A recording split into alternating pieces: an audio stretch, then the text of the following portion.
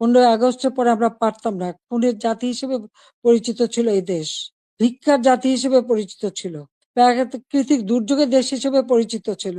আমি সেখান থেকে বাংলাদেশকে উন্নত করে উন্নয়নের রোল মডেল হিসেবে সারা বিশ্বে বাংলাদেশের সম্মান নিয়ে এসেছিলাম। যারা আমাকে স্বৈরাচার বলেন, গণহত্যা বলেন, আজকে আমার জিজ্ঞাসা, আজকে যে বাংলাদেশের যে অবস্থা চলছে, এই যে পুলিশ হত্যা, আওয়ামী লীগের প্রায় 400 মতো নেতাকর্মীকে নির্মমভাবে হত্যা করা হয়েছে, হাত কেটে, পা কেটে, গলা কেটে হত্যা করা, ছাত্র, যুবক, মহিলা কেউ তো ছাড়া পাচ্ছে না।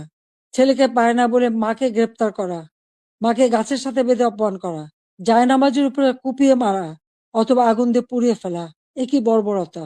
তো এরা কারা? এরা কি গণহত্যাকারী না? এরা কি স্বেচ্ছাচারী না? যাকে সব থেকে বেশি সহযোগিতা আমি করেছিলাম। গ্রামীণ ব্যাংকের ম্যানেজারের পদ, 6,000 টাকা বেতনের চাকরি 90 সালে পেয়েছিলেন। আমি 96তে সরকার আসার পরে এই গ্রামীণ ব্যাংকে 400 কোটি টাকা দিয়ে এই গ্রামীণ ব্যাংকটাকে আমি দাঁড় করিয়ে দিই। শুধু তাই না, গ্রামীণ ফোনের ব্যবসাটাও ওই ডক্টর ইউনূসকে দিয়েছিলাম। আমার কাছে বারবার ধর্ণা দিয়েছিল, বলেছিল ওখান থেকে যে লাভ হবে সেই লাভের অংশ যাবে গ্রামীণ ব্যাংকে। তা কিন্তু যায়নি, বরং এগুলি বেচেই খেয়েছে, মানি লন্ডারিং করেছে, দুর্নীতি করেছে, এবং তার ক্ষমতার লোভ আজকে বাংলাদেশকে ধ্বংসের দিকে নিয়ে এসেছে। একটি মানুষের ক্ষমতার লোভ বাংলাদেশকে জ্বালিয়ে পুড়ে ছারখার করে দিচ্ছে। তার মধ্যে কি এতটুকু মনুষ্যত্ব বোধ নেই?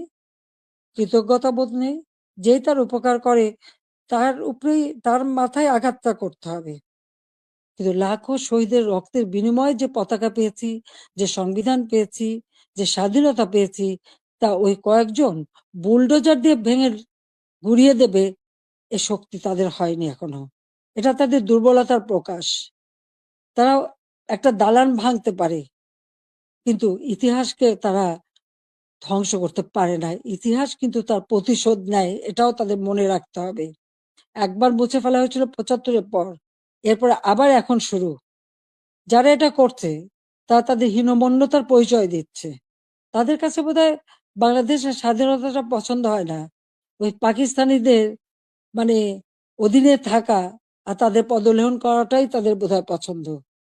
অথচ কোভিডের সময় যখন অর্থনৈতিক মন্দা বিশ্বব্যাপী, তখনও আমরা ঠিক 1লা জানুয়ারি আমাদের শিক্ষার্থীদের হাতে বই তুলে দিয়েছিলাম সময় মতো।